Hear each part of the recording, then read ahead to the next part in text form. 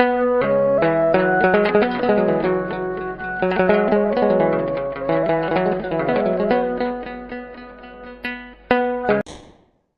አብ ወወልድ ወመንፈስ ቅዱስ አሐዱ አምላክ አሜን።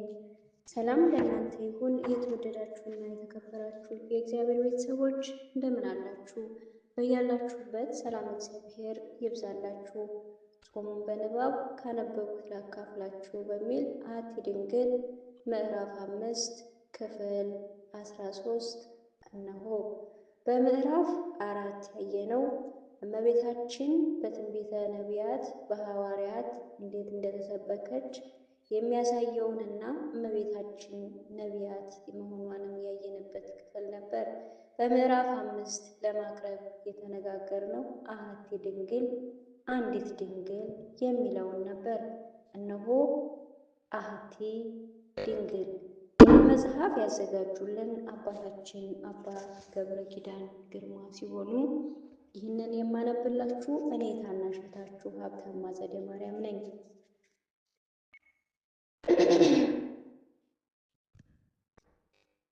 ወበሳዲሳ ወረሃ ተፈንሆ ገብርኤል መልአክ እምኀበ እግዚአብሔር ሀበ አሐቲ ሀገር ዘገሊላ አንተ ስሜ ናዝሬት ሀበ ድንግል አንተ ታፈርተ ለባሲ ዘስሙ ዮሴፍ ዘእመቤተ ዳዊት ወስማ ለይቲ ድንግል ማርያም። በስድስተኛው ወር መልአኩ ገብርኤል ናዝሬት ወደምትባል ወደ ገሊላ ከተማ ከዳዊት ወገን ለሆነው ዮሴፍ ለሚባል ሰው ወደ ታጨች ወደ አንዲት ድንግል ከእግዚአብሔር ዘንድ ተላከ። የድንግሊቱም ስም ማርያም ነበር። የሉቃስ ወንጌል ምዕራፍ 1 ከቁጥር 26 እስከ 27። አንደኛ ዘተበሰርተ በሳዲሳ ወርሃ በስድስተኛው ወር ብስራትን የሰማች። መልአኩ ቅዱስ ገብርኤል ወደ እመቤታችን ለምን በስድስተኛው ወር ተላከ? ስድስተኛ ወር የተባለስ ምን በሆነ በስድስተኛው ወር ነው? ከፍ ብሎ በሰባተኛው ዝቅ ብሎ በአምስተኛው አለመምጣቱ ስለምን ነው? የሚሉ ጥያቄዎችን እንምዘዝና የባለ መድኃኒቱን ወንጌላዊው የቅዱስ ሉቃስን ብስራት እንመርምር። የቅዱስ ሉቃስ ወንጌል የብስራት ወንጌል እርሱም በመብሰረ አብሳሪ ይባላል። ይህማ የመልአኩ አይደለምን ቢሉ መልአኩ ብስራት ጽንስ ወልድ እግዚአብሔርን በማምጣቱ አብሳሪ ሲባል፣ ወንጌላዊ ደግሞ የመልአኩን ብስራት መሰረት አድርጎ ወንጌሉን በመጀመሩ መብሰር ይባላል። በኦርቶዶክሳዊነት ተዋሕዶ ቤተ ክርስቲያን ዘንድ ይህ በስድስተኛው ወር የሚለው ክፍል ትልቅ ዋጋ የሚያሰጠው ጸሎት ነው። ለምን ቢሉ ቤተ ክርስቲያን ተጭኗት የነበረ የርግማን ሸክም እንደሚቀል ሔዋን የሰማችውን የሐዘን መርዶ በድንግል ማርያም በኩል በሰማችው ብስራት ያስወገደችበት የቤተ ክርስቲያን የደስታ አዋጅ ቀን ነው። በዚህ በብስራት ቀን አምላክ ሰው ሆኗል፣ ሰው አምላክ ሆኗል፣ አዳም ከኛ እንደ አንዱ ሆነ ተብሎ በሥላሴ በስሉስ ቅዱስ የተሰጠው የፍጹም ፍቅር የተስፋ ቀጠሮ ተፈጽሞ የአዳም ባህሪ ቃልን ተዋህዶ የቃልን ምልአት ጌትነት በተዋህዶ ገንዘብ አድርጎ ልዑል የባህሪ አምላክ ሆኖ በምድርና በሰማይ በአየርና በቃላያት በአድማስና በእመቅት በገሊላ በህሊና መላእክት በልቦና ደቂቀ አዳም የመላባት የነገሰባት ቀን ነው። ከዚህ የተነሳ ብዙ የቤተ ክርስቲያን ሊቃውንት ይህንን ጸሎት በእመቤታችን በዕድሜዋ ልክ ይጸልዩት ነበር። ከእነዚህም መካከል ቅዱስ ኤፍሬምና አባ ጊዮርጊስ በቀዳሚነት ይጠቀሳሉ።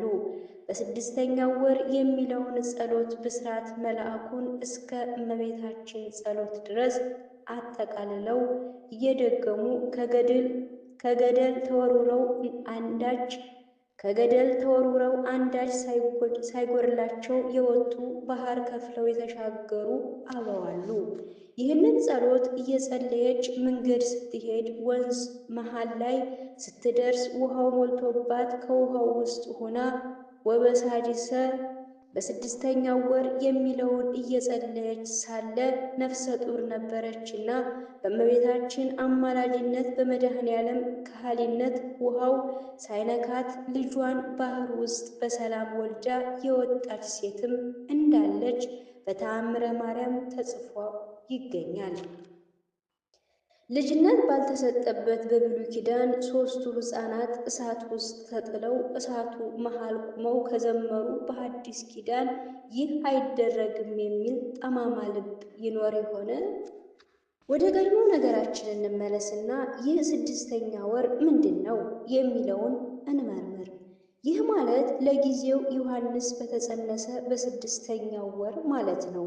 ቅድስት ኤልሳቤጥ ዮሐንስን በጸነሰች ጊዜ ለ5 ወራት ያህል ጽንሱን ሰውራ እንደቆየች አስቀድሞ ወንጌላዊው ነግሮናል። ይህንን ያደረገችው ቀድሞ ሲመኩባት የነበሩ ሴቶች ላይ ላለመመካት ስለ ትህትና እግዚአብሔርን ለማመስገን ነው።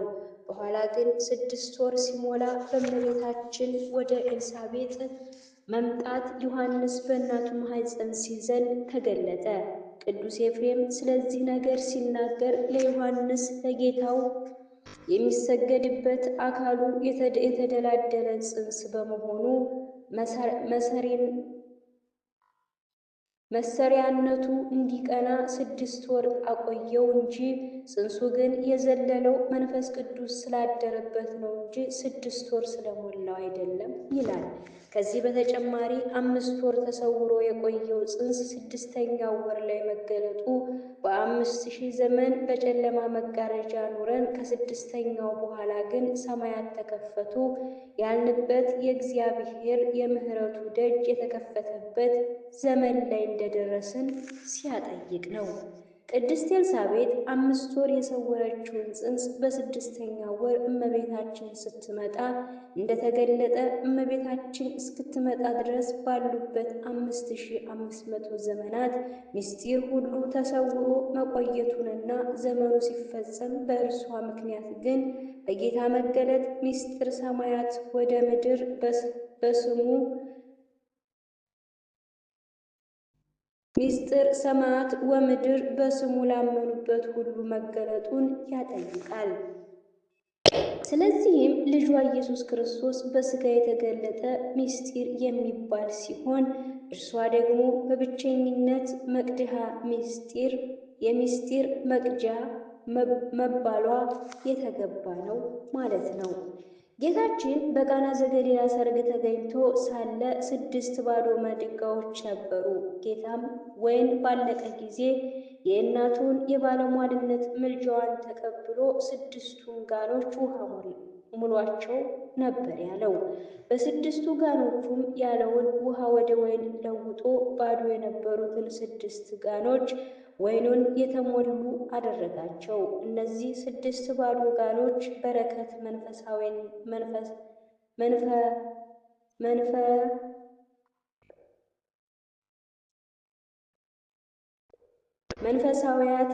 መንፈሳዊያት ያልነበረባቸው መርገም የሞላባቸው 5500 ዘመናት ናቸው።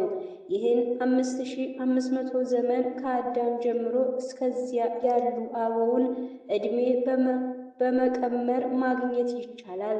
በእነዚህም ዘመናት 6 ዋና ዋና የአዳም በጎ ስጦታዎች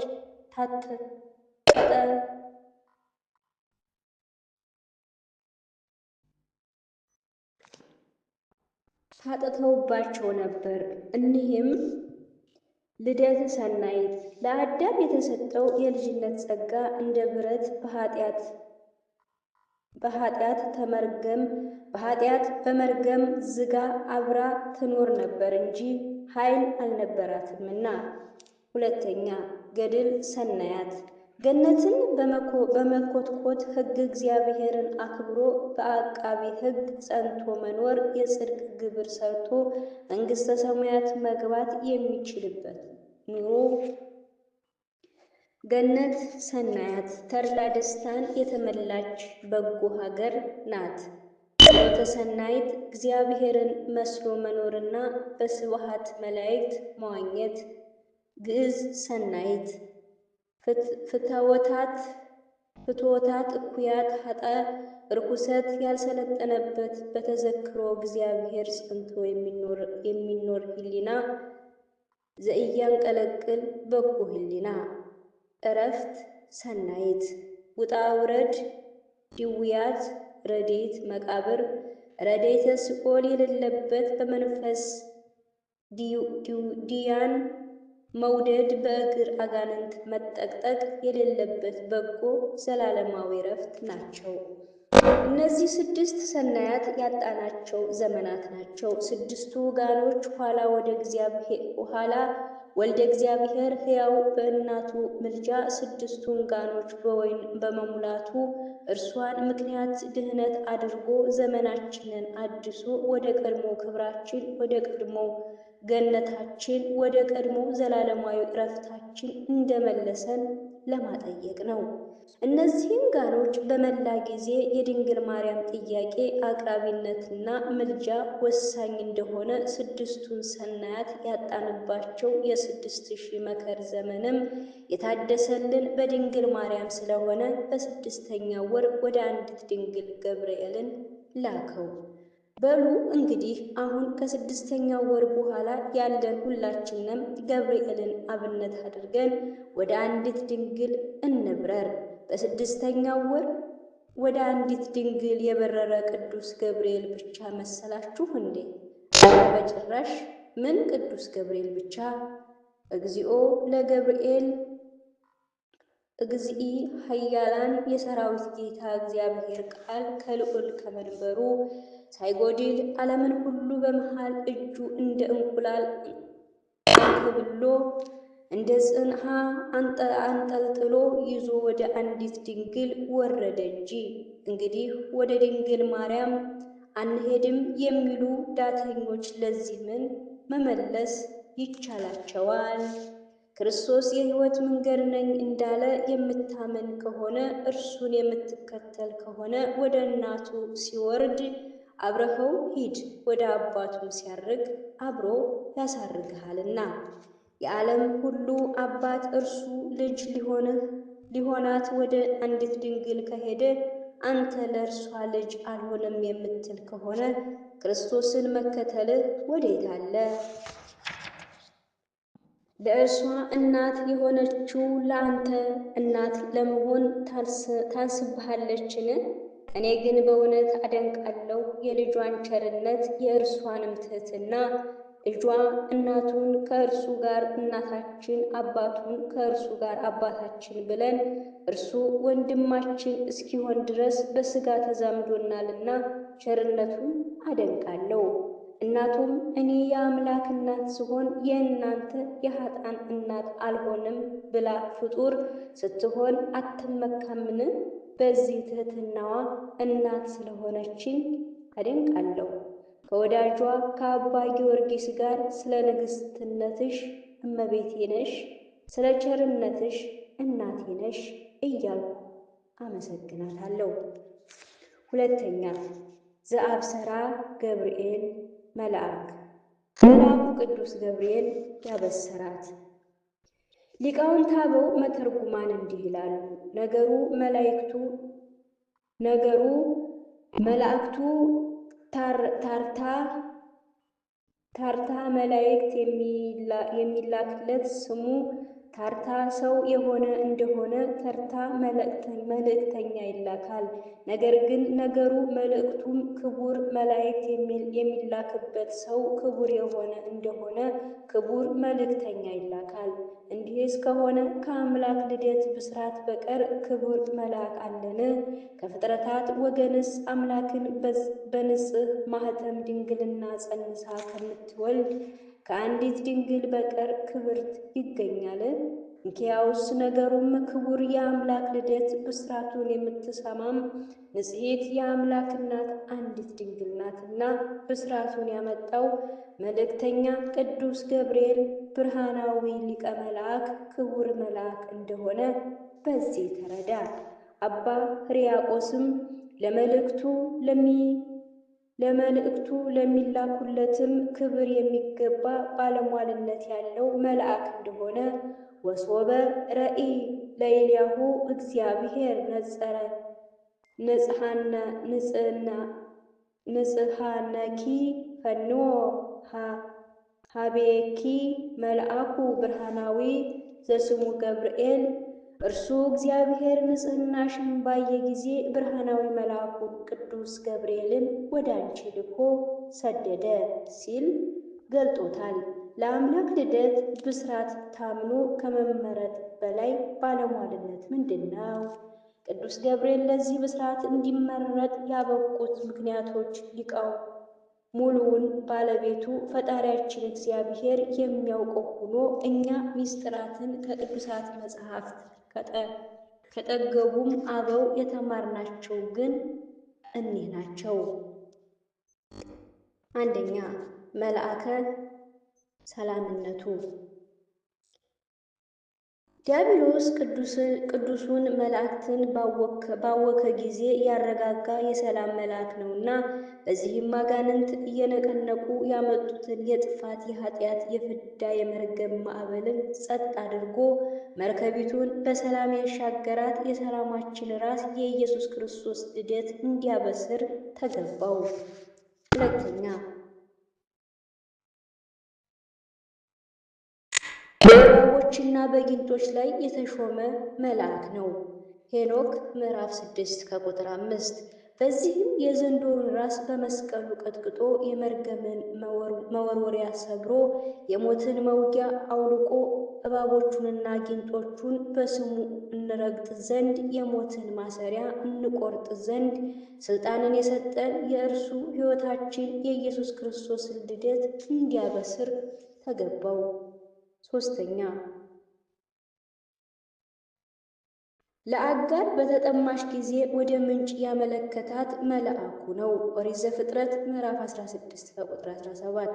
ስለዚህ ነቃ ንጽሕት ከምትሆን ከእመቤታችን ተወልዶ የዓለምን ኃጢአት በደሙ ያነጻ ጽሙዓ ነፍሳትን ያራቀ የሕይወት ውሃ የመድኃኒታችን የኢየሱስ ክርስቶስን ልደት ሊያበስር ተላከ። አራተኛ፣ የናዝራውያን የሶምሶን ጽንስ ያበሰረ መልአክ ነው። በዚህም ደግሞ ናዝራዊ ይባል ዘንድ በናዝሪት ያደገ ከመርገማችን ከበደላችን ለይቶ የእርሱ ያደረገን በሞቱ ሞትን አጥፍቶ በትንሣኤው ትንሣኤን የሰጠን የትንሣኤያችን በኩር ተቀዳሚ ተከታይ የሌለው በኩር አብ የሚሆን የድንግሊቱን በኩር የአማኑኤልን ልደት አበሰረ። አምስተኛ፣ ለዳንኤል ምስጢር የተረጎመለት ሱባኤ የቆጠረለት ትንቢቱን ማኅተም ያሳወቀው ቅዱስ ገብርኤል ነው። ከዚህም የተነሳ እርሱ ብቻ ማኅተሙን ሊፈታ የሚችለው የነቢያቱን ጌታ የመካኑን ጻድቅ የንጉሥ ክርስቶስን ልደት አበሰረ። የመኮንኑን ጽድቅ የንጉሡ ክርስቶስን ልደት አበሰረ። ስድስተኛ፣ ለሰለስቱ ደቂቅ በእሳት መካከል አብሯቸው የቆመ በእሳት እንዳይቃጠሉ እሳት ያበረደላቸው መልአኩ ቅዱስ ገብርኤል ነው። በዚህ ግብሩም ከዘላለም እሳት ያወጣን ለሰማዕታት ጠል አውርዶ እሳት አብርዶ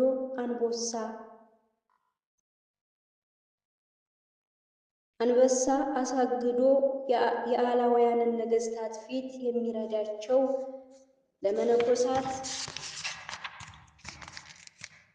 ለባሕታውያን ፍትወት እኩያት ኃጥአን ርኩሰት አስታግሶ ለሚመግባቸው ቶራ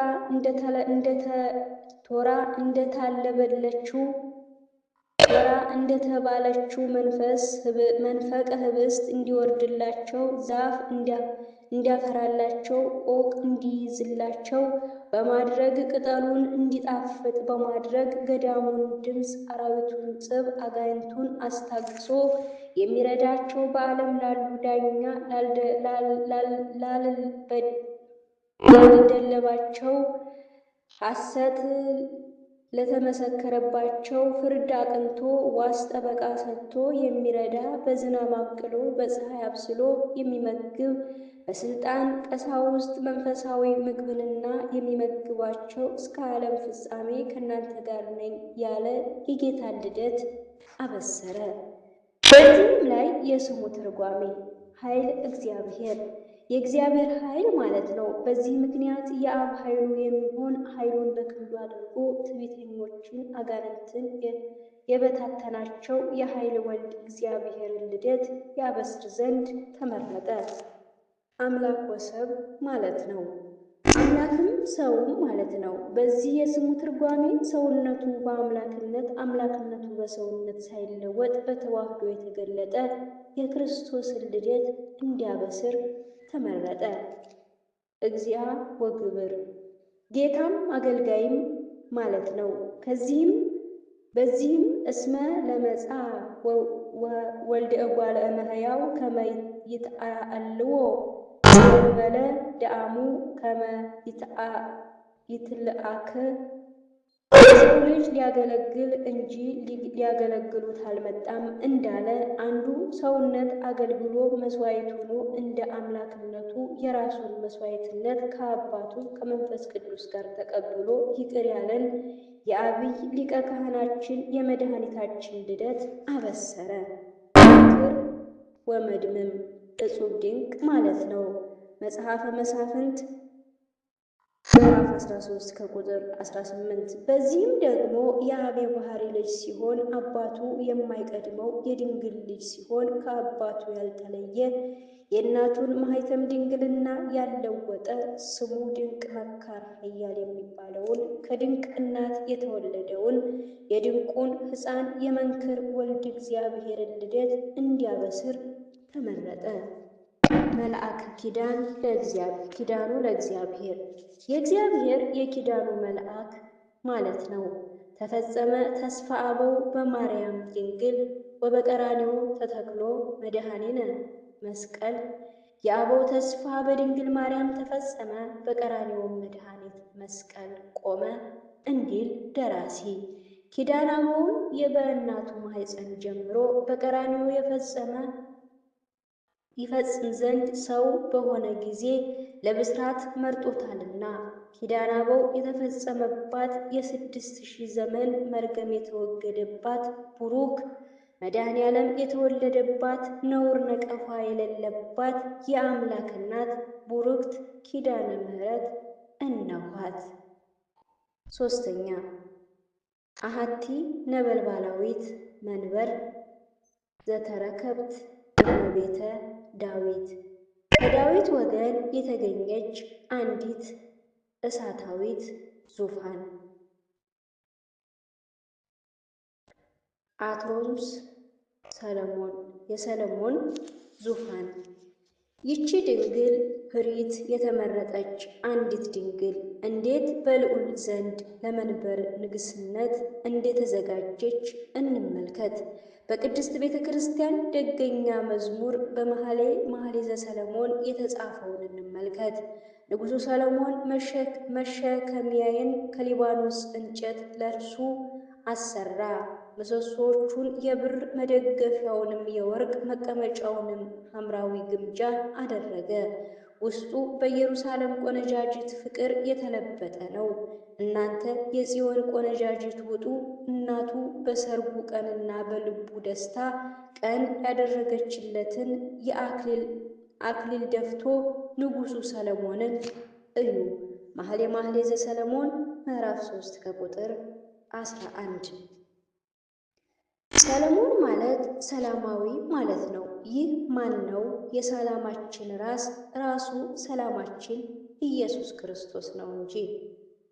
ውእቱ ሰላምነ የእርሱ ሰላማችን ነው። ኤፌሶን ምዕራፍ 2 ከቁጥር 15 እንዳለ ቅዱስ ጳውሎስ። ሰሎሞን የዳዊት ልጅ ነው። ጌታ መድኃኔ ዓለም የዳዊት ሥር ሲሆን ሰው በመሆኑ የዳዊት ልጅ ተብሏልና። እንዲሁም መባሉ አስቀድመን እንዳስረዳን ስለ 3 ነገር ነው። በዳዊት ኪዳን፣ በዳዊት ባሕሪ፣ በዳዊት ሀገር ተወልዷልና። ሰሎሞን በመንበሩ የነገሰ የዳዊት ንጉሥ ልጅ ነው። ጌታም መንበርከ እግዚኦ ለዓለም ዓለም፣ አቤቱ መንበርህ የዘላለም መንበር ነው ባለው በዳዊት ትንቢታዊነት ዘላለማዊነት መንግስቱ ነግሶ የሚኖር በዳዊት ሥጋ የተገለጠ አምላክ ዘላለም ነውና። ሰለሞን ሲወለድ ዳዊት በነቢዩ በናታን አስታራቂነት ከእግዚአብሔር ጋር የታረቀበት ወራት ነበር። ዘይሃልቅ ሰላሙ ሰላሙም አያልቅበትም የዘላለም ሰላም ነው ተብሎ የተነገረለት የሰላም አምላክ ኢየሱስ ክርስቶስም ከዳዊት ልጅ ከንጽሕት ድንግል ሰው በመሆኑ የጥል ግድግዳ በደም አፍርሶ ጠላታችንን በመስቀሉ ደምስሶ ከአባቱ ከእርሱ ከመንፈስ ቅዱስ አስታርቆናልና። ትንቢተ ኢሳይያስ ምዕራፍ 9 ከቁጥር 7። ሰለሞን ወንድሙ አዶንያስ እርሱን ገድዬ እነግሣለሁ ባለ ቀን ወንድሙ ሙቶ እርሱ በአባቱ ቤተ መንግሥት ነግሶ ውሏል። ንጉሣችን ክርስቶስም ሰይጣን እርሱን አሰቃየ አርፈዋለሁ እኔ በሰው ዘር ሥጋቸውን በመቃብር አፍርሼ አበስብሼ ነፍሳቸውን በሲኦል ተቆራኝቼ እንዳስለመደሁት ነግሼ እኖራለሁ ባለበት ቀን ጥልን በመስቀሉ አፍርሶ ሞትን በሞቱ ደምስሶ የዘንዶውን ራስ ቀጥቅጦ 7 ተአምራትን አሳይቶ ነፍሳትን ከሲኦል አውጥቶ ሙስና መቃብርን አጥፍቶ በአባቱ በአብ ሥልጣን በቀዳማዊነት መንግሥቱ ጸንቶ ይኖራልና።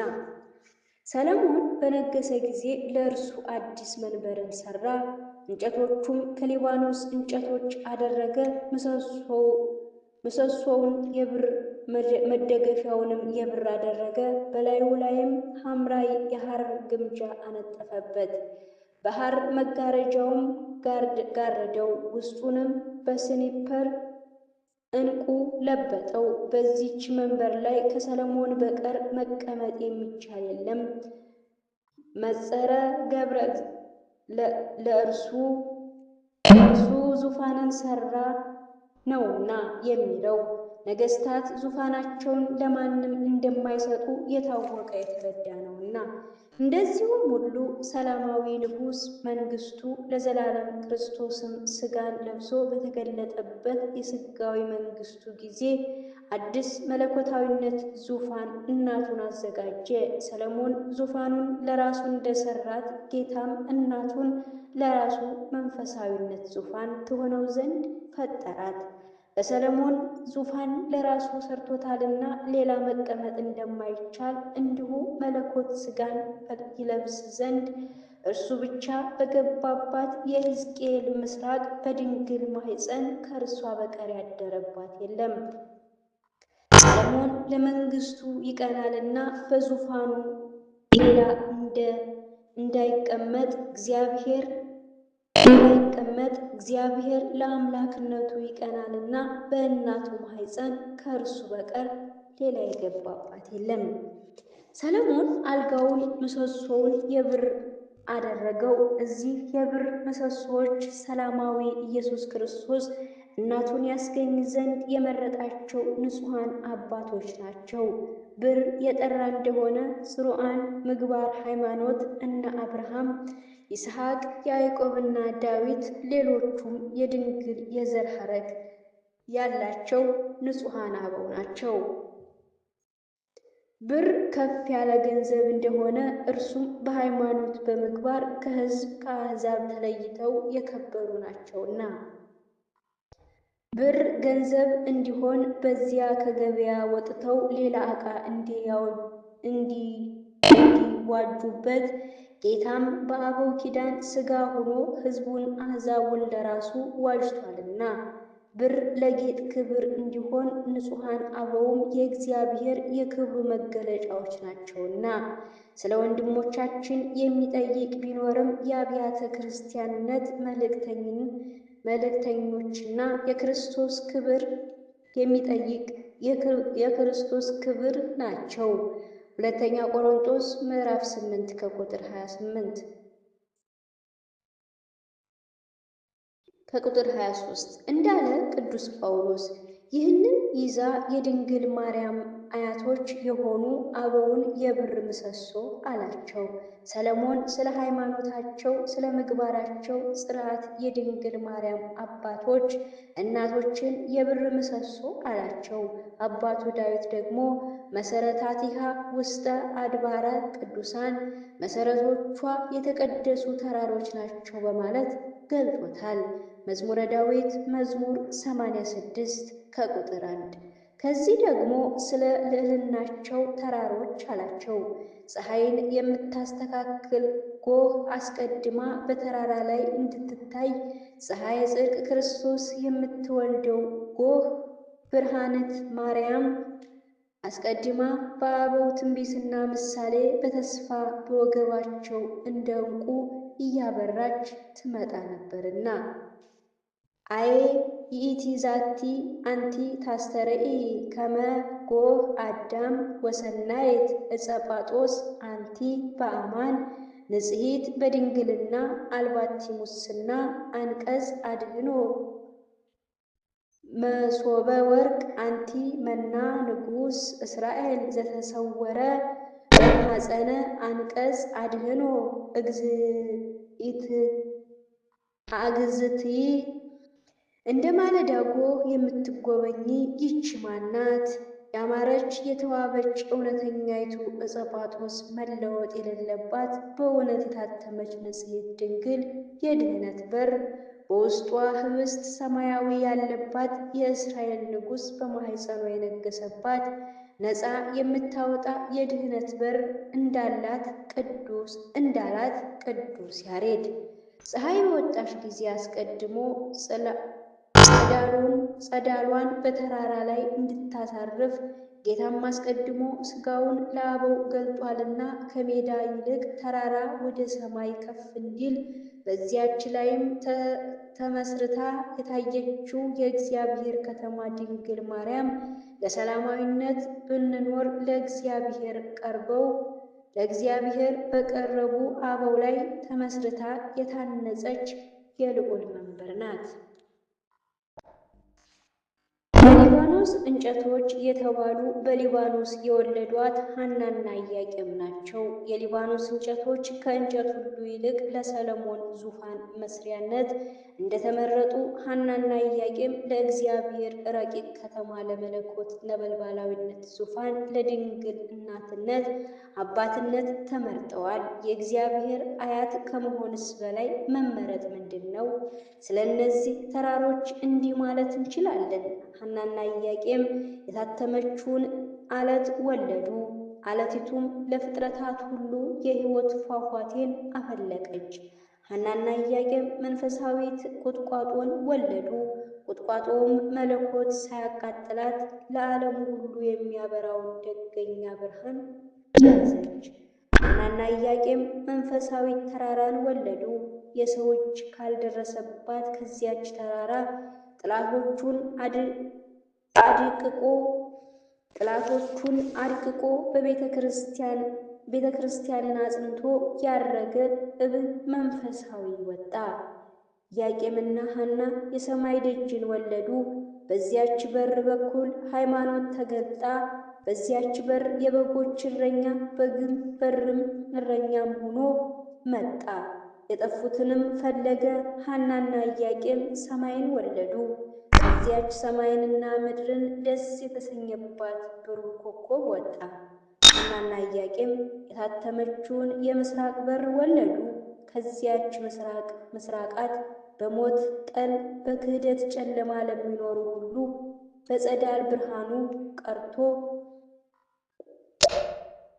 በጸዳል ብርሃኑ ቁርተ ጌጋየነ የበደልን ውርጭ ያራቀው ደገኛው የጽድቅ ፀሐይ ወጣ። ሐናና ኢያቄም ከምድር እስከ ሰማይ የምትደርሰውን የወርቅ መሰላል ወለዱ። በዚያችም የወርቅ መሰላል የሰራዊት ጌታ በማኅፀኗ ነገሰ። ሰማያውያን በእርሷም መሰላልነት ወደ ምድር ወርደው አመሰገኑ። ምድራውያን በእርሷ መሰላልነት ወጥተው ከሰማያውያን ሰማይ ገቡ። ሐናና ኢያቄም የወርቅ መሶብን ወለዱ። ያቺ ሞሰበ ወርቅም ለዓለም ሁሉ የምትበቃ ማዕድ ሆነች፣ ከእርሷም የሕይወት እንጀራ ተገኝቷልና። ሐናና ኢያቄም ንጽሕት ወርቅን ያስገኙ ምድሮች ሲሆኑ ያቺ ወርቅም ዕንቁን ወለደች። ንጽሕት አዳራሽን ሐናና ኢያቄም ወለዱ። በዚያች ንጽሕት አዳራሽ ሰማያዊ ንጉሥ 9 ወር ከ5 ቀን ከተመ። የሕይወት ዛፍ ከኢያቄም አብራክ ከሐና ማኅፀን በቀለች፣ የሕይወት ፍሬንም አፈራች። በሐሩሩ ገሃነም ሲሰቃዩ የነበሩ አዕዋፍ መንፈሳውያን ከፍሬው በልተው ጠገቡ። ኢያቄም ነገዱ ከነገደ ይሁዳ ከሚሆን ከዳዊት ወገን ነው። የሐና ነገዷ ከነገደ ሌዊ ከአሮን ወገን ነው።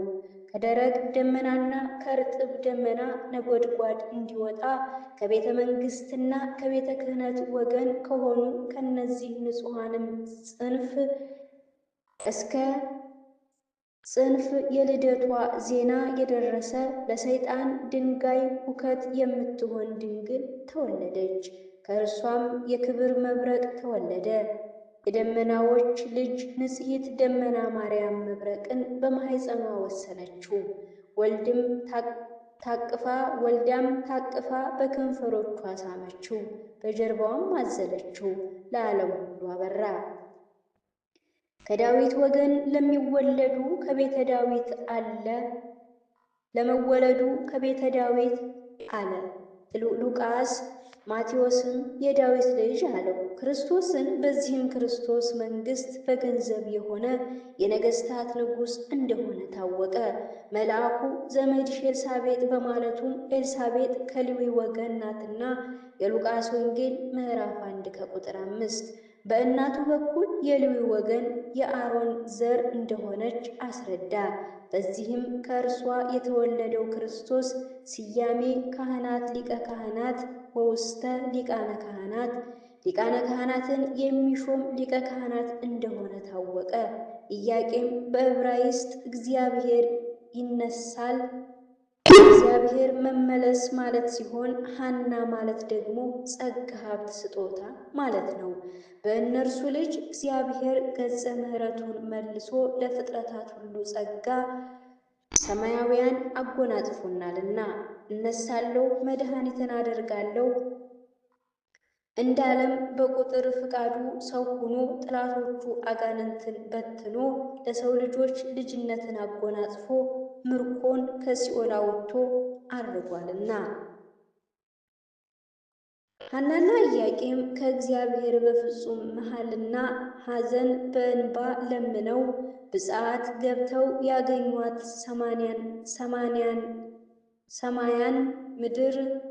ሰማይና ምድር የአንዲት ፀጉሯን ዘለላ ያህል የማይሆን ክብርት በጸጋ ወላዲተ አምላክ ማርያም ናት። ኢያቄም ወንድ ልጅ ስጠኝ ብሎ ተሳለ። እርሱም እንደ ስሙ ትርጓሜ የወልድ እግዚአብሔር ልደት ተገልጦለት አየ። ከእርሷም ወልድ ዋህድ ተወለደ። ተቀዳሚ ተከታይ የሌለው የአብ አንድያ ልጅ አያት ለመሆንም በቃ። ሐናም ሴት ልጅ ስጠኝ በማለት ተሳለች። እርሷም እንደ ስሟ ትርጓሜ የነጭቱን እርግብ የዓለም ሁሉ የመስቀል ስር ስጦታ የድንግል ማርያምን ልደት አየች። ከስጦታ የምትበልጥ ሰማይንም ወለደች። ይህንን ብፁዓን አበው እንዲህ ይገልጡታል። ሐናና ኢያቄም ከዕለታት በአንድ ቀን ወደ ቤተ እግዚአብሔር ሄደው ሲያዝኑ ሲጸልዩ ዋሉ። ሐዘናቸው ጸሎታቸውን እንደምንድን ነው ቢሉ ኢያቄም አቤቱ ጌታዬ የአባቶቼ የእስራኤል አምላክ እኔ ባሪያህ እለምንሃለሁ፣ ጸሎቴን ስማኝ፣ ፈቃዴንም ፈጽምልኝ፣ የልቤ ተስፋ የዓይኔ ማረፊያ የሚሆን የተባረከ ወንድ ልጅ ስጠኝ ብሎ ሲለምን ሲጸልይ ዋለ።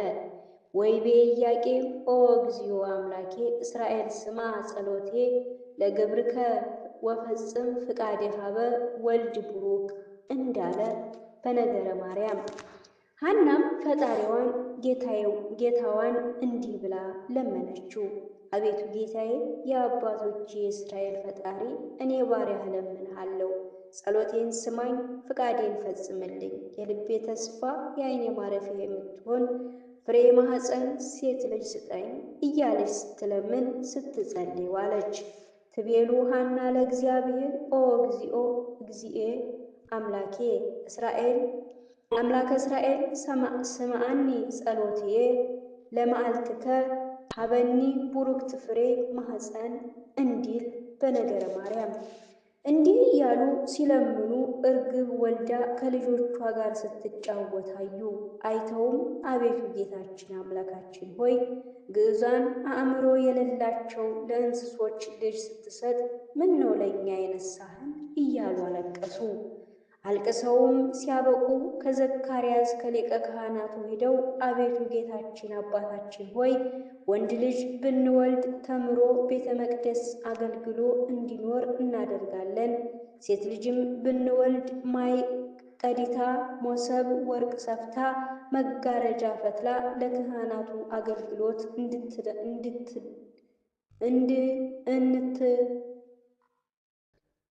እንድትኖር እንሰጣለን ብለው ተሳሉ። ኢያቄም ወሐና ወሀበ ብፅዕት ለእግዚአብሔር ለእመ ይረክቡ ወልደ ቡሩክ አዎ አንስት እንዲል በነገረ ማርያም። ዘካርያስም እግዚአብሔር ጸሎታችሁን ይስማችሁ፣ ስለታችሁን ይቀበላችሁ፣ ተአምነታችሁን ይፈጽምላችሁ ብሎ አሳርጎ ባርኮ ሰደዳቸው። ወይቤሎሙ ዘካርያስ እግዚአብሔር ይስምዓ ጸሎቶክሙ ወይትወከፍ ብፅዓተክሙ ወይፈጽም ተአምነክሙ እንዲል በነገረ ማርያም። እኒህም ሐናና ኢያቄም ከቤታቸው ተመልሰው ሂደው ራእይ አይተው ነገር አግኝተው አደሩ።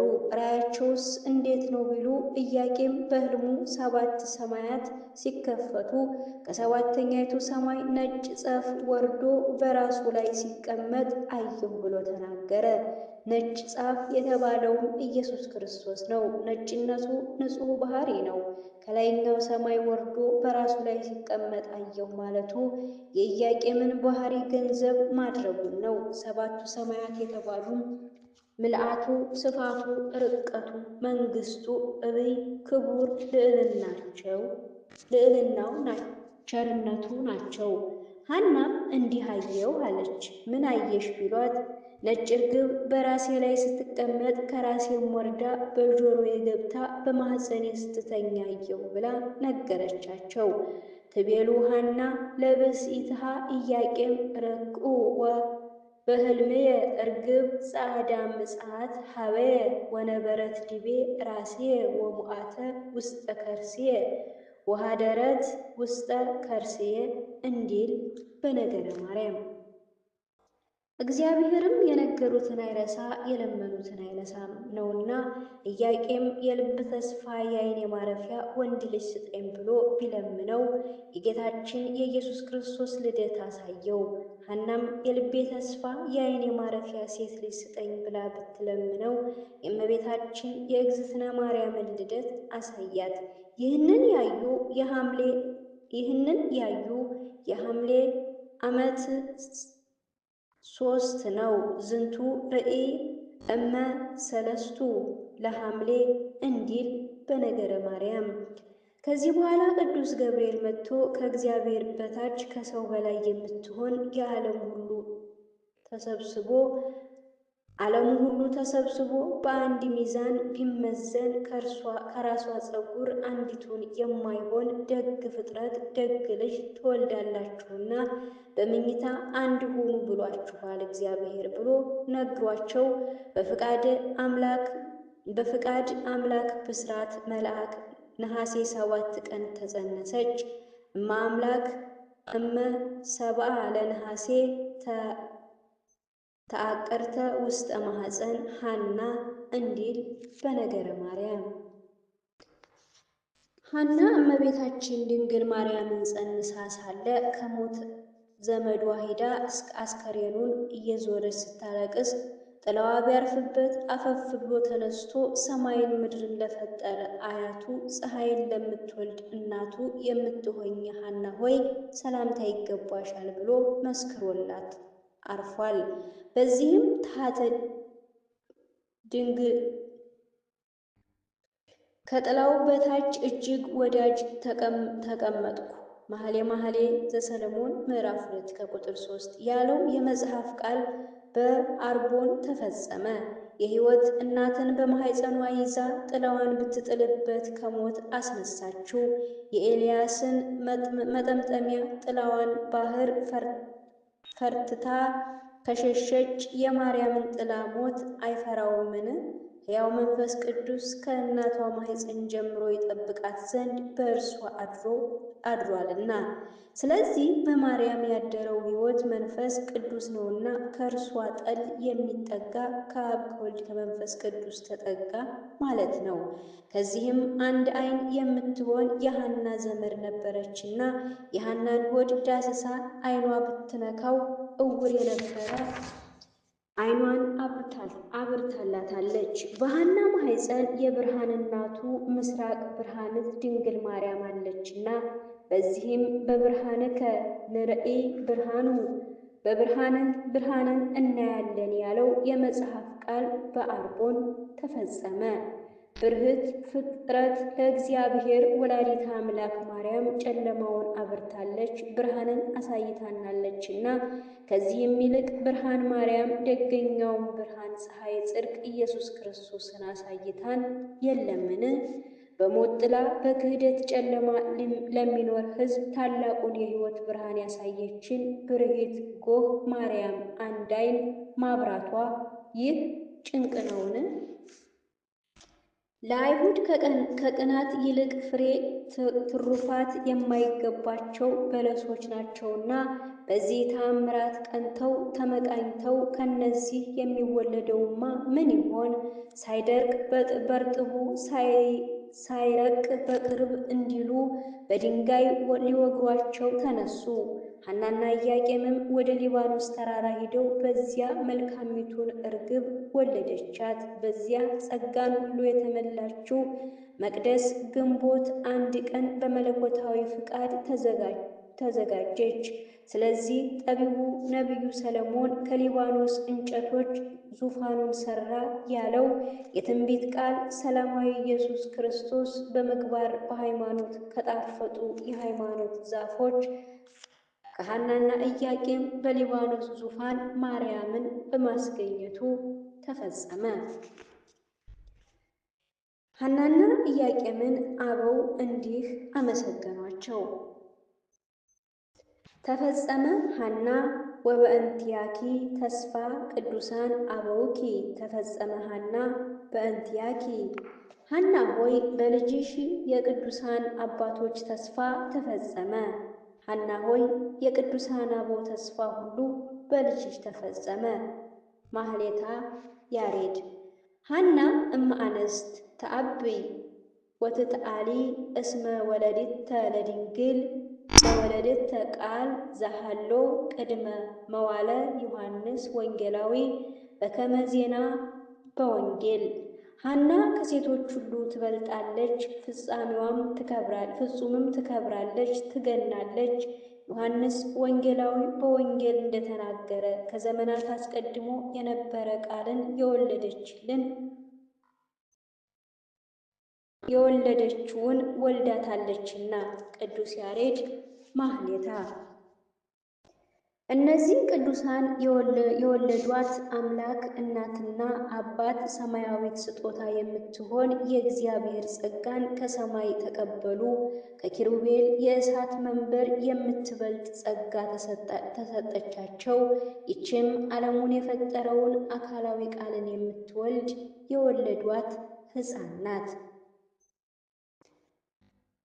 አሁንም የቅድስት ቤተ ክርስቲያን ፍጹም አንድነቷ የምትሆን የእግዚአብሔሩ ልጆች ሆይ ቅድስት ቡሩክት የምትሆን ያችን መንፈሳዊት ሙሽራ የወለዱልንን ሐናና ኢያቄምን ኑ እናድንቃቸው፣ እናመስግናቸው። የእስራኤል ድንግል የሆነችውን ቡሩክት ፍሬ ያፈሩት ንጽሕት የምትሆን የአንድነታቸው ዕለት እንደምን ያለች ናት! ከይሁዳ ቤት የሆነች ንጽሕት ርግብ ትጸንስ ዘንድ በፍቃድ እግዚአብሔር አንድ የሆነባት ዕለት ምንኛ ድንቅ ናት! የንጉሥ አዳራሽ መሠረት የተጣለባት ያቺ የሐና የኢያቄም የአንድነታቸው ቀን እንደምን ያለች የደስታ ቀን ናት! አሁንም ኑ በሕያው እግዚአብሔር ደስ ይበለን፣ ከአገልጋዩ ከባሪያው ከዳዊት ቤት የድኅነት ቀንድን ላስነሳልን ለያዕቆብ አምላክም እንዘምር። መፍቅሬ ድንግል ቅዱስ አባ ጊዮርጊስ ዘጋስጫ። ቡርክት ሐና ሆይ ስለኛ ጸልይልን፣ ስለኛ ለምኝልን። ከኢያቄም ከአባታችን ከማርያም እመቤታችን ጋር ወደ ንጉሳችን ወደ አምላካችን ወደ ክርስቶስ ለምኝልን። በየዕለቱ በየሰዓቱ በሰርክም በማለዳም ኃጢአታችንን ይቅር እንዲለን። ቡሩክት ሐና ሆይ ጸልይልን፣ ቡሩክት ሐና ሆይ ለምኝልን። ቅዱስ ያሬድ ማህሌታ። ወደ ቀድሞ ነገራችን እንመለስና ሰለሞን ዙፋኑን ሲሰራ ምሰሶውን የብር ማድረጉ በእመቤታችን ንጽሕት አባቶች እንደሚተረጎም አይተናል። የሊባኖስ እንጨቶቹም ሐናና ኢያቄም ናቸው ብለን ተርጉመናል። አሁን ደግሞ መደገፊያው የወርቅ ምንድን ነው የሚለውን ወደ መተርጎም እንለፍ። ምስማኩ ዘወርቅ መደገፊያው የወርቅ አደረገ የተባለው ከነዚህ ሁሉ ይልቅ ንጹሕ የሆነ መለኮትን በማኅፀን የወሰነች በክንዶቿ የታቀፈች በከንፈሮቿ የሳመች በጀርባዋ ያዘለች ነውር ነቀፋ የሌለባት ሁለንተናዋ ያማረ የእመቤታችን ሥጋዌ ነው። ወርቅ ከብር እንደሚበልጥ የእርሷ ሥጋ በሃይማኖት ከከበሩ በአክናፍ ትሩፋት ከከበሩ ከእግዚአብሔር ጋር ከተነጋገሩ ቅዱሳን አበው ሥጋ ሁሉ ይልቅ ንጹሕ ነውና በነፍስ በሥጋ በውስጥ በአፋ ነውር የሌለባት ፍጽምት መሆኗንም ነቢዩ ዘካርያስ ሁለንተናዋ ወርቅ በሆነች መቅረዝ ያያት ሲሆን ያቺ የወርቅ መቅረዝ እርሷ መሆኗንም አቡነ ማህሌታ ቅዱስ ያሬድ ተርጉሞታል። ዘካርያስ ራእይ ትቀውም ማህቶታ ኩለንተናሃ ወርቅ በየማነ ወበጸጋማ አጽቀ ዛቲ በግራውና በቀኙ ዘይትን የተመላች ሁለንተናዋ ወርቅ የሆነ የወርቅ መቅረዝ ዘካርያስ አየ ይላል ቅዱስ ያሬድ። ይችም ሁለንተናዋ ወርቅ የሆነች መቅረዝ ማናት ቢሉ ደግሞ ሊቁ በማህሌቱ ከመላእክት ጋር እየዘመረ ከሊቃውንቱ ጋር እንዲህ ይተረጉማታል። ዘዘካርያስ ወርቅ ትቀውም አንተ ርእይ እዝራ በገዳም ይእቲኪ ቅድስት ድንግል ማርያም ድንግልናሂ ሁሉም ዘወርቅ ተነከትመ። የዘካርያስ የወርቅ መቅረዝ ነቢዩ ዕዝራ በገዳም ያያት ይች ማኅተመ ድንግልናዋ የማይለወጥ የወርቅ መሰላል ማርያም ናት።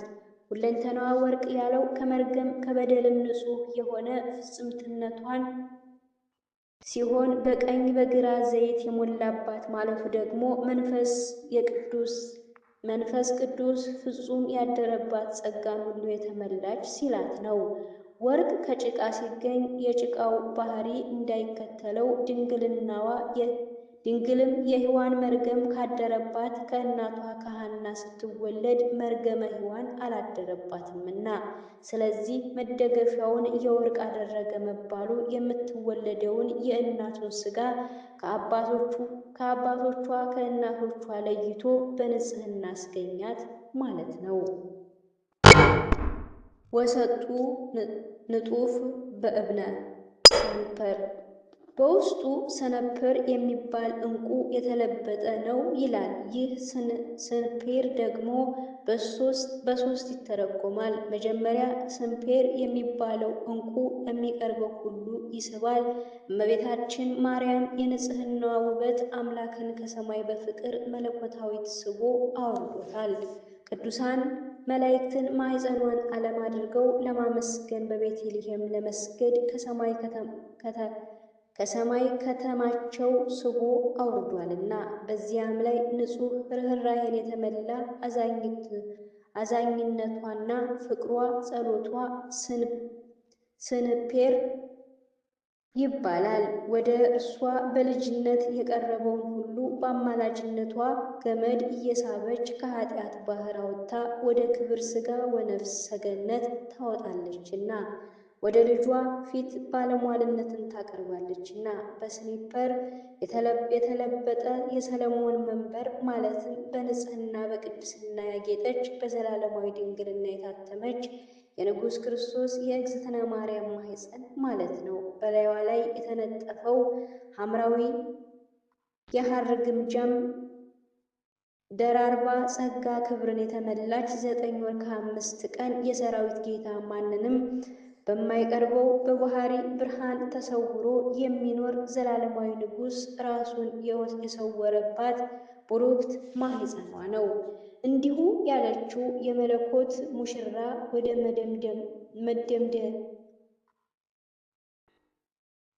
መደምደሚያይቱ አንዲት እርግብ ግንቦት 1 ቀን ከሊባኖስ ተራራ ወጣችልን።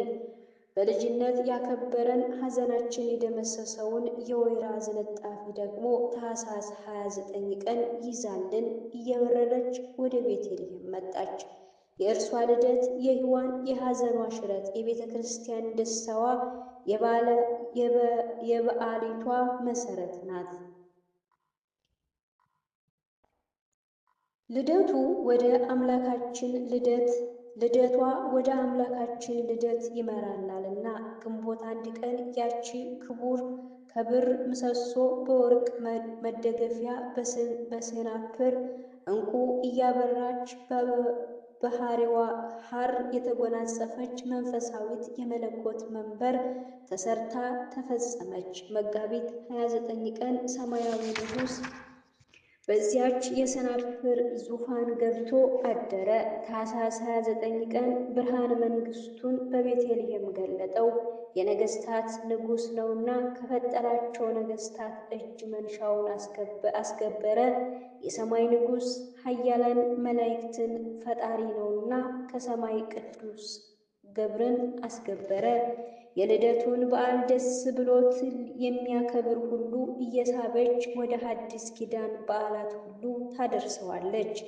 አሐቴ ድንግል በለዓዮም ልሳኔ አህዌ ውስጠ ውዳሴ ትጸውዐ ወዛትኒ ዕለተ ተከውነኒ መርሃ መድኃኒት ላዕሌ ታገብአ።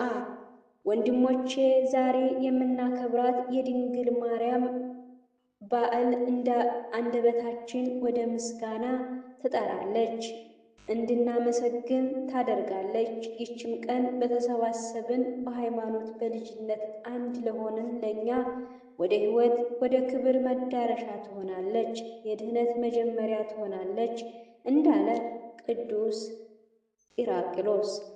በዓላችን በመንፈስ ቅዱስ ሽልማት ሁሉ ያጌጠች በመለኮታዊት ሙሽራ በድንግል ልደት እንጀምራለን። ሙሽራው በዳግም ልደት በእርሷ ሥጋ መጥቶ በእርሷ ጸሎት በእርሷ ቸርነት በቀኝ አቁሞን ኑ ወደ እኔ ብሎ በመንግሥቱ አኑሮን ከሙሽራችን ጋር ተዋህደን በማይፈጸም በዓል ተድላ ደስታ ስናደርግ ለዘላለም እንኖራለን።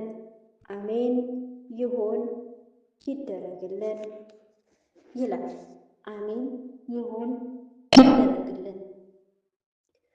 ስለ ቃሉ የቃሉ ባለቤት ልዑል እግዚአብሔር የተመሰገነና የተከበረ ይሁን። ምዕራፍ 5 4ኛ ነጥብ ዘነበረት በቤተ መቅደስ የነበረች የሚለውን የምናይ ይሆናል። አነሳስቶ ያስጀመረን አስጀምሮ ለዚህ ያደረሰን የቅዱሳን አምላክ ልዑል እግዚአብሔር የተመሰገነ የተከበረ ይሁን። እኔ ባጎደልኩ እግዚአብሔር ይሙላበት። ወስብሐት ለእግዚአብሔር ወለወላዲቱ ድንግል ወለመስቀሉ ክቡር ወለዓለመ ዓለም። አሜን አሜን አሜን። ይቆየን።